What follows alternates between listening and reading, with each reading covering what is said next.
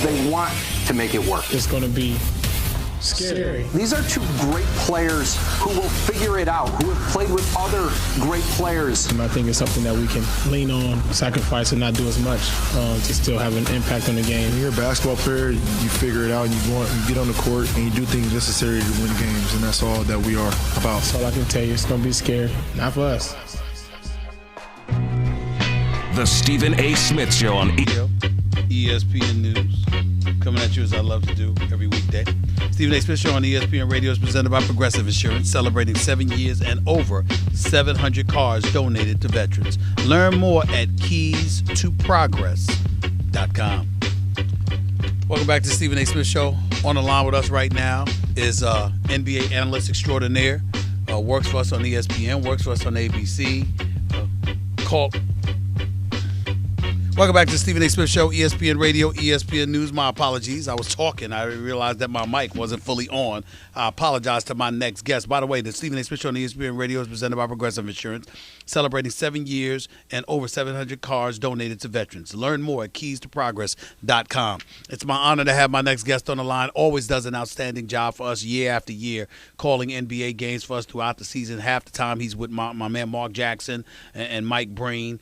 Does an outstanding job for us and then some. He is the great one himself, the one and only Jeff Van Gundy is on the line with us right now. On behalf of, ESPN doing a new deal, announcing a new 8-year deal to cover and broadcast the Special Olympics. What's going on, Jeff? What's going on, Coach? How are you? I'm doing great, Stephen. How are you? I'm doing all right. Talk to me real quick about the role you'll be playing with ESPN's coverage of the Special Olympics. Obviously, that's something very, very special to all of us here. Well, the thing that I'm at today, Stephen, is the opening of the Golisano Training Center at Nazareth College, where I graduated from. Wow. Yeah. And it is an incredible field house that's going to benefit the student athletes at Nazareth College, the Special Olympic athletes, and the whole community. And it's the synergy between the college, the Golisano Foundation, and Special Olympics New York is going to provide such incredible opportunities year-round for every athlete of every ability. And I couldn't be more proud to be associated with my alma mater, Nazareth, but also Special Olympics. And if your listeners want to read more about it, they should go to jointherevolution.org because it provides some really good material and background on what we need to do better to serve these special athletes. That's a great, great cause. Jeff Van Gundy right here with Stephen A., ESPN Radio, ESPN News. Really appreciate you mentioning that, Coach, because one of the things you don't pay enough attention to this, clearly not the case. And then when you think about Special Olympics, from what I hear, it reaches over 5 million athletes in 190 different countries. That's something special. So I know that you're very, very proud to be a part of it, and thank you for coming on the show to announce that. Thank you so much. Coach, let's get right to it. And tomorrow is the beginning of the NBA season. I got to tell you something. I've been covering the NBA for about 25 years. I don't know if I've ever been more excited about an NBA season. How about you? Well, I'm looking forward to it.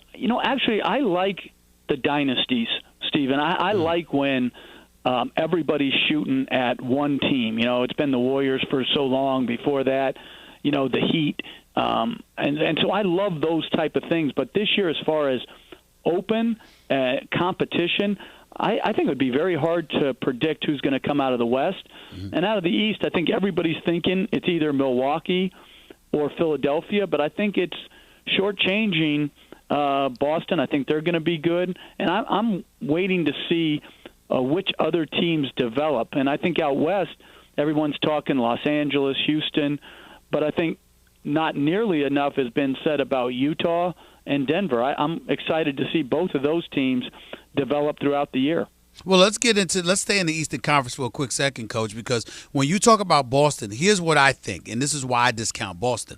Even though they're very, very talented, Kemba Walker with Jaylen Brown, with Jason Tatum, stuff like that, my mentality is they lost Al Horford, and at the same time, Philly gained him. He's now on the same team as Ben Simmons, Joel Embiid, Josh Richardson, Tobias Harris, and those guys.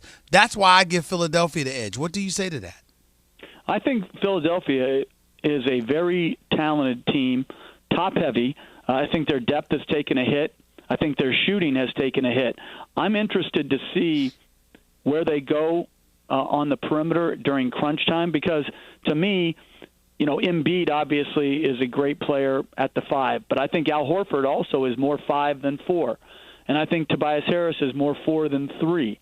So I'm interested to see how all of them can mesh together along with Simmons, and not so much in the regular season, Stephen. I'm interested in the playoffs, and I think for Boston, I think you have to put them behind both Philly and Milwaukee to start the year.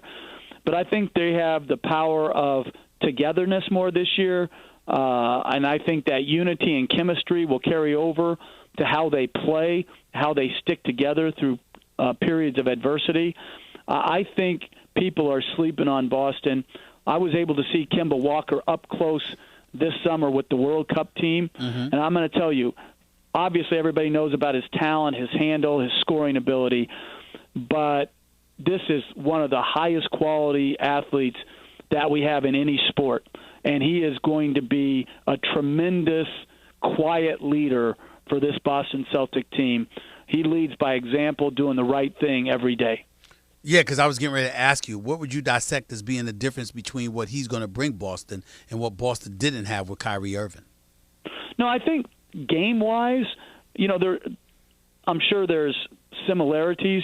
I think personality-wise, I think Kemba's probably a lot more soft-spoken. But I think don't take that for not being a great competitor and a clutch shot maker. He's been playing out of the limelight in Charlotte for a long period of time. But I watched them when Steve Clifford was their coach regularly because Steve and I worked together at the Knicks. And this guy was a big game player, a big shot maker, a terrific competitor, takes charges. He's undersized, but he's dynamic, he's explosive, and like I said before, he just does the right thing day after day, which is a tremendous leadership approach. The great Jeff Van Gundy right here with Stephen A., ESPN Radio, ESPN News. Let's transition out west. And here's my thinking. I've got the Lakers as my favorites. I think that the Clippers are built better. I think that they have a deeper squad, even though I think Rob Pelinka and Jeannie Buss and those guys after Magic's exit from the franchise have done a pretty damn good job in terms of assembling their coaching staff and putting a roster around LeBron James. But here's where it resonates for me, Coach.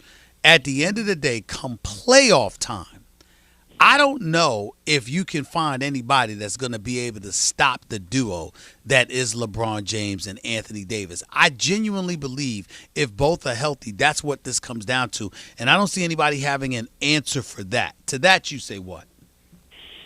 Well, I would agree that they're the favorite going into it. I think Anthony Davis is such a special talent that we haven't seen deep in the playoffs yet. But to underestimate his greatness would be a grave mistake. I just think it's just so hard to match up with him. I'll be interested to see if in the first game Kawhi Leonard guards him some, or do they always put him on LeBron James? Because he's a brutal matchup. He can shoot it deep. He's got great first step off the dribble. He can post smaller guys. So I think Anthony Davis is the hardest matchup. And yet, when Paul George gets back, to have two wingmen like the Clippers will have, that too will be nearly unguardable. Finding one wing defender, Stephen, is hard enough. Mm-hmm. To find two to match up against that duo, nearly impossible. Jeff, when I look at the combination of Paul George and Kawhi Leonard, break it down for us. What did the Clippers get in acquiring these two, and how significantly do they elevate the Clippers? I think the Clippers are number 2 in the East, only behind the Lakers. But I just want you to put in perspective from a basketball coach's standpoint what these two guys bring to the table that people may not appreciate enough of. Well, down the stretch of playoff games, you can put either guy into an isolation situation, and he can create his own shot. You can put him in a high pick and roll where not only can he score, but he can make all the right passes. And then you have guys who can make spot-up threes and play off the other guy when the other star is involved in the primary action.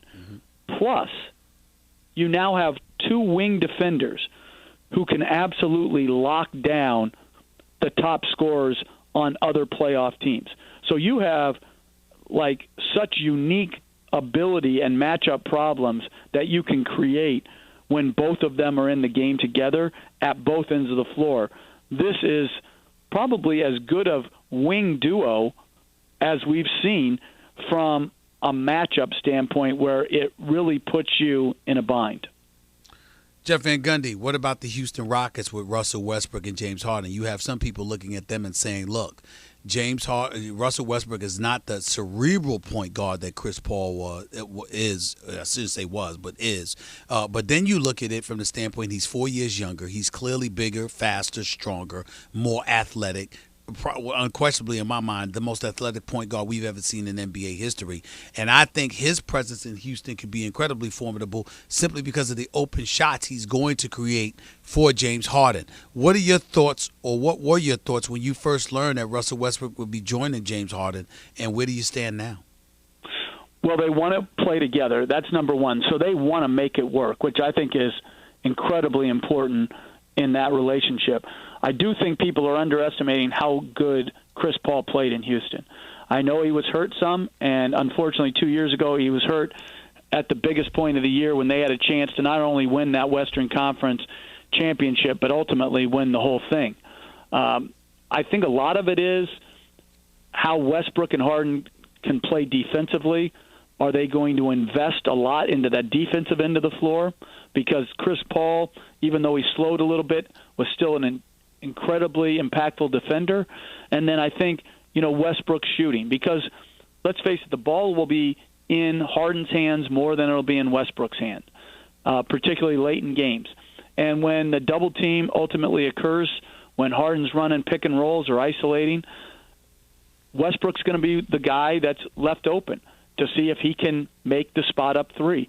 And it'll be incredibly important that he shoots with confidence and rhythm from behind the three and gets comfortable taking those type of shots, because when you think about it, since Durant left, he hasn't really been in that position. He's been the shot creator rather than the receiver of the pass, particularly in spot-up situations. Last question, Coach Jeff Van Gundy. Who's the sleeper in each conference?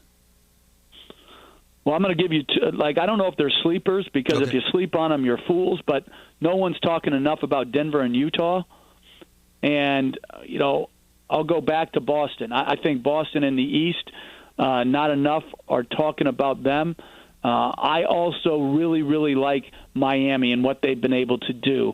I'm interested to see how they play in the regular season, but I think they could go from, 39 wins last year, Stephen. I think they can go to mid-40s, maybe even up to 47-48. Wow.